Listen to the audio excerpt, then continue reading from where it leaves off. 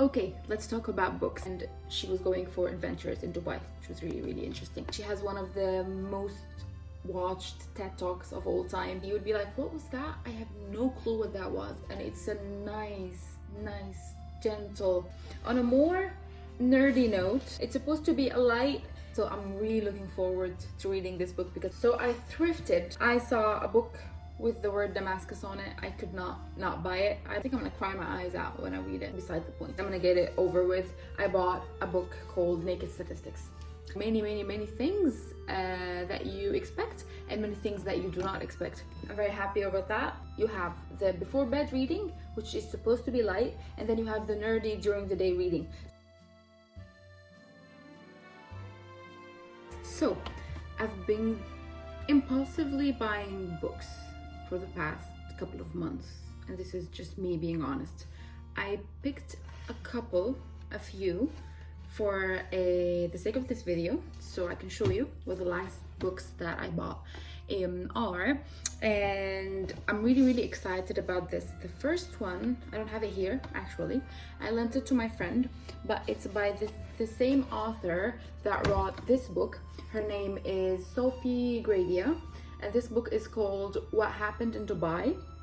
The first book I read was for her A Glasgow Kiss. So this is a light rom-com situation kind of book. You feel like you've watched one of the nice 2000s, like 2004 or 5, something around that period, like a movie, something like Mean Girls, something like She's the Man, something like that. That vibe is what I got from these books. They are written by this lovely person. Her name is Sophie and she's from Glasgow. So what I really liked about the book is that she mentions things, inside jokes, street names, places names, restaurants, parks. Everything that she mentions is actually in Glasgow. So when I would be reading her book, she would be saying, okay, so we did blah blah blah, and then we arrived at George Square, and I would be like, oh, I know where that is. So it's been really fun for me to read about these things, and it's really nice to feel like you're getting to know the place you're living in, because now I feel more and more like I belong to Glasgow, which is very nice. So the first book was really nice, so I gave it to one of my friends to read, and I finished it in like, I think, a week of reading before I go to bed. And I started this one, which is about the same character, and she was going for adventures in Dubai, which was really interesting. So these are the first 2 books. On a more nerdy note, this is the second book that I'm in love with. It's called Written in Bone, and it's by this person called Sue Black. She's an anthropologist, and she is explaining how everything happens to the person is kind of imprinted on the bones, and by looking at skeleton you can know many things that you expect and many things that you do not expect. And when reading this book, the nerd in me was really happy, because she was talking about how the bones in the skull develop, and how kids who have certain conditions don't have a fairly developed skull and cranium vault. So it was really nice for me to get that anthropologist side of things. So I'm enjoying this very much. I think I'm halfway through, and I really like it. Moving on, I think when it comes to being nerdy, I'm gonna get it over with. I bought a book called Naked Statistics. You know me, I love statistics. I love reading about statistics, because I genuinely believe that statistics is not a thing that you just read about once or study once and that's it. It's a work in progress, because every time you reread it, tell me in the comments if you're the same, every time you restudy, you would be like, what was that? I have no clue what that was. So you forget a lot of the things because they're abstract concepts that are a little bit tricky to get. So you think that you got them, and then by asking and asking, you would be like, I don't really know what that is. That happened to me so many times. So the more I read about statistics, the more the nerd in me is really, really happy. So we need to be kind to our inner nerd. Tell me if I'm wrong. Moving on. This is supposed to be, it's called The Love Hypothesis. It's supposed to be a light, like a light read about two people falling in love in a lab, which is really, really nice. So it is a New York Times bestseller. So I'm looking forward to reading that. I've heard so many nice things about this book, and I'm really, really excited. I think I'm gonna start reading this. So you have the before bed reading, which is supposed to be light, and then you have the nerdy during the day reading. So let's go for subgroups. These are the nerdy books, and these are the light books. So this goes here, obviously.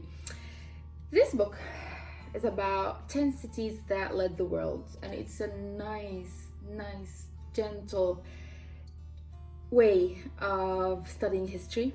And I think there is something in me that likes reading about ancient empires and how they were built and what happened to them. So the capital cities have always had this charm that I was never able to resist. So when I saw this book, I was meeting with one of my professors.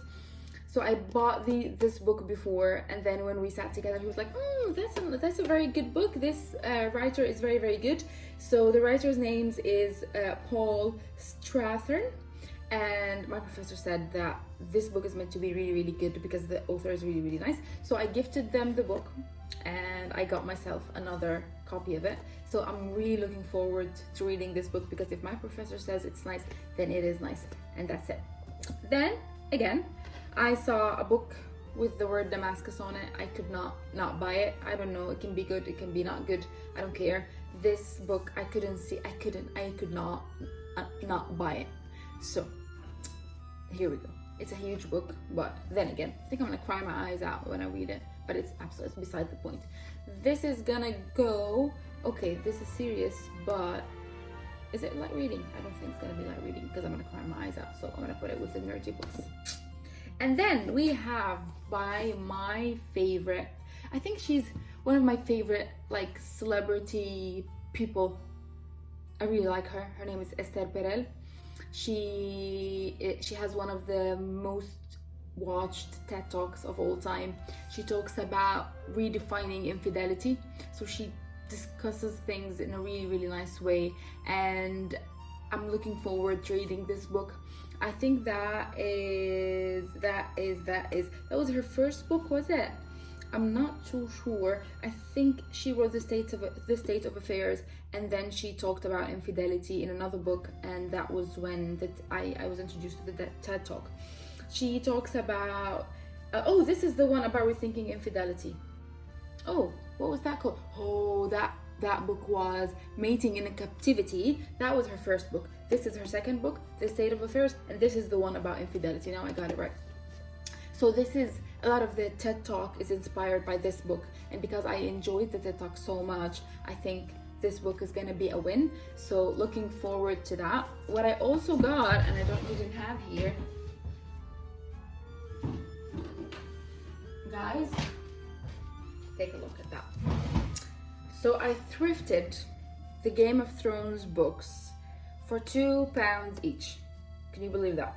So they're used obviously, but I don't care because it's £2 each and it's the whole thing. Take a look. I'm very happy about that. And I'm very happy about my small but surely growing library of nice things. And I'm really looking forward to that. I think I saw a post on my personal account.